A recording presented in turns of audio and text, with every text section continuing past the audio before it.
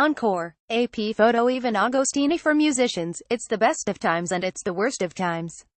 Streaming services like Apple Music and Spotify are booming, helping the long-suffering music industry grow for the first time in decades. But these new services make very little money for artists, with ephemeral streams paying out only a fraction of the revenue of actual album sales and downloads. Beyoncé, the highest-paid artist of last year, made the bulk of her money from a world tour. So did Guns N' Roses, the second name on that list, and that band hasn't even released a new album in a decade.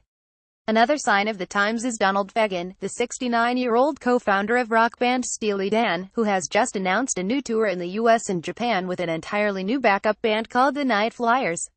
Speaking to the Wall Street Journal paywall, Fagen's explanation for the new tour was decisively blunt. When the bottom fell out of the record business a bunch of years ago, it deprived me of the luxury of earning a living from records.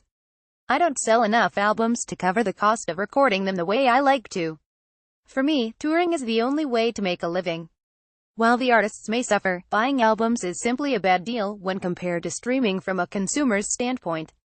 For $10, which would you rather have, a 12-track record, or a month of unlimited access to 30,000 songs? And for musicians and their families that relied on that income, that's going to lead to some odd outcomes, like the fact that former Black Sabbath frontman Ronnie James Dio, who died of stomach cancer in 2010, is also soon embarking on a tour as a hologram.